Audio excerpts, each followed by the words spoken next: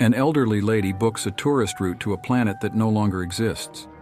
Seduced by money, the pilots decide to deceive the old woman and take her to another planet, similar to an extinct one, but not suspecting that for some it will be a one-way ticket.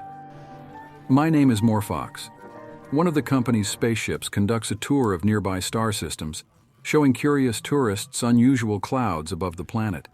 One of the pilots, Norton, comments on what he saw, asking attention to the dance of interstellar dust in the supernova. This rare sight is the reason it is so popular among visitors to the Herman Aurora Hotel. Luckily for them, today's weather conditions are ideal for observing this unique chemical wonder. However, the instruments tell the man that there is a risk of reduced visibility, and he orders artificial coloring, causing a commotion among the people. Astral Dreams completes the tour and disembarks. The tourists are encouraged to leave reviews to make the next journey even more enjoyable. Afterward, Brian brings reports to the second pilot, Andrews. The guys summarize the week and plan the next one. 2 excursions to the planet of ice streams await them. Furthermore, their ship has been booked for a wedding party. After discussing all the matters, Norton bids farewell to his friend. He needs to go home where his bride, Barbara, awaits. The girl dreams of moving to the primal center. Although Norton's translation hasn't been confirmed yet, he's confident he'll get this job. But at that moment, there's a knock on the door. The second pilot shouts that they are already closed, yet the knocking persists. Suddenly, Norton feels a vague sense of unease, as if something he's always dreamt of is waiting for him behind the door. He opens it and sees a little gray-haired old lady on the threshold, who upon seeing him exclaims in surprise.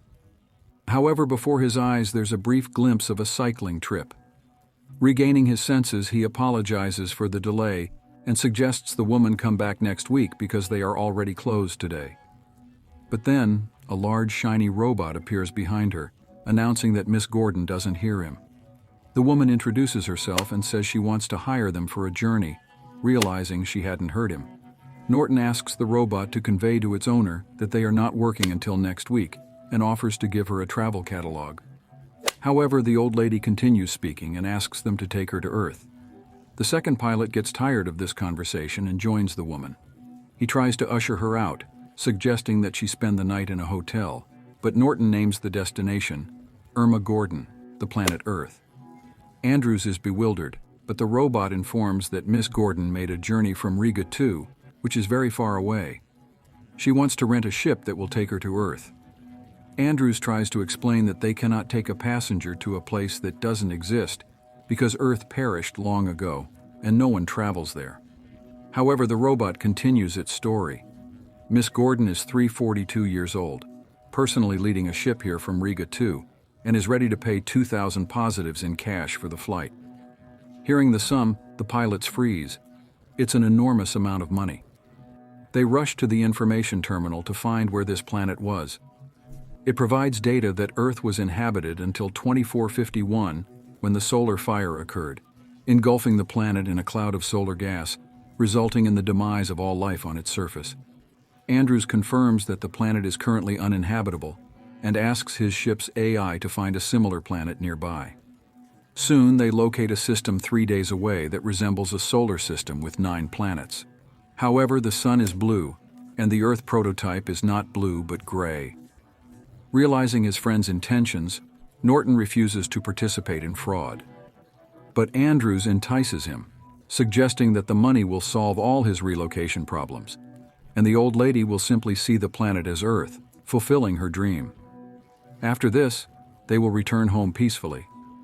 At this moment, Barbara calls Norton via video communication, asking again about the translation. After checking his mail, he receives another rejection for his request. Barbara reminds him that he promised to achieve the translation within 2 years, but it's been 4. She's tired of waiting for him, and this argument deeply troubles him along with the upcoming deception. The ship sets off. During the journey, the pilots conduct tours for Irma. Although she can't hear their stories, she enjoys observing the beauty through the window. Norton takes care of the old lady, and one day she tells him about her grandmother who died at 279 years old. Irma remembers her stories about life on Earth. Her father had a cabin in the woods in the state of Carolina. The house was made of real wood, something that doesn't exist now. Grandma went out with her grandpa, Bill Gordon, with whom they went to a place 5 miles from the cabin, where there was a beautiful waterfall with the purest water, and they used to swim there completely naked. Irma always dreamed of being there. That's why they should take her there. Of course, the pilots will say that the Earth has changed, and finding this place is impossible. But she is sure it has remained unchanged because there are places that stay the same forever. A day passes, and suddenly the robot becomes interested in the small crew size. But Norton dismisses the urgency of the request, as they couldn't summon the rest of the team in time. The robot continues questioning because Andrews took all the money from her owner without issuing an invoice. Norton gets angry because, after all, they are flying to the right place. The robot reports that Irma is very trusting and will die soon, which makes Norton feel regret for the old lady, as he feels an inexplicable feeling towards her. Later, he brings Irma her drink, but she suddenly stops him and asks him to tell about himself. She uses a device that converts spoken language into written form and reads his story. Norton was born on Prime 76.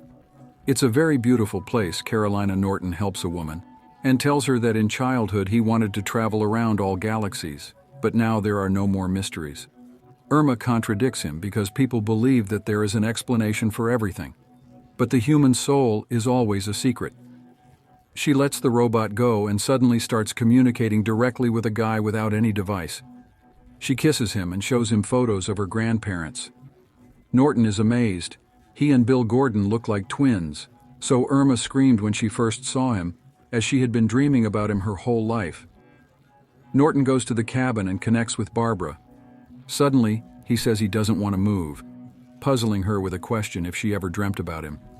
Not getting an answer, he confesses he doesn't dream about her anymore either. He shuts down in front of his eyes. Scenes of a bike ride and Irma's light kiss flash by. Later, Andrews asked to look at the planet that was once called Mars, and Irma gets excited. Mars is red, and despite being deaf, she's not foolish. Unexpectedly, a robot comes to help, telling about an electromagnetic catastrophe 60 years ago that caused Mars to lose its color, Saturn to lose its rings, and Venus to turn yellow and gain a ring. Norton confirms his words and adds that Earth has also changed unrecognizably. Irma understands they're preparing her for a shock, but she'll definitely feel the truth in her heart. She asks to approach the planet, but feels disappointed by its color. Carolina is bright blue and green. She asks to close her eyes together while Andrews adjusts the equipment. Then the planet starts shining in blue. Irma asks to land, but Andrews refuses. Norton then asks the second pilot, who agrees due to natural disasters. The landing is quite rough. The ship shakes, and Norton sees himself in an old costume on a bike in the circle of girlish hands. The ship finally lands, but half of the instruments fail, and the old lady loses consciousness. Norton brings her back, but because the color mixer is broken, the planet becomes gray again. Irma asks to let her out, Andrews objects, but Norton takes out 2 spacesuits. At that moment, Irma opens the closet, and the guy sees the old costume that appeared in his visions. He opens the closet, and the guy sees the antique costume that appeared in his visions, and they step outside. Andrews rushes around the ship, worried about his friend.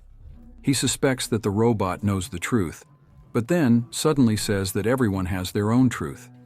And although this planet isn't Earth for Miss Gordon, it will become her. Meanwhile, the couple goes through the storm on the surface.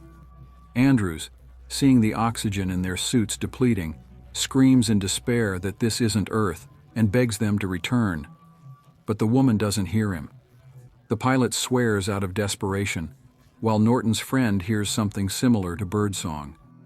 Andrews warns that he's taking off and demands to return one last time, but the oxygen sensor shows 0, and the pilot loses hope. Outside, Norton's friend sees a beautiful girl on a summer day, calling him to a waterfall. He takes off his spacesuit and, in the antique costume, rushes after her.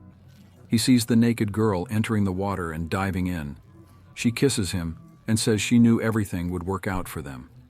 A beautiful summer day, and a blue sky on Earth, romantic, heartfelt, but with a tragically ironic side. leading the viewer into a world with new laws, challenges, values, and goals. There's less positivity in this series of technological advancements. It ends openly, giving us the opportunity to express our thoughts, like, and of course subscribe to the channel. This was More Fox. See you very soon.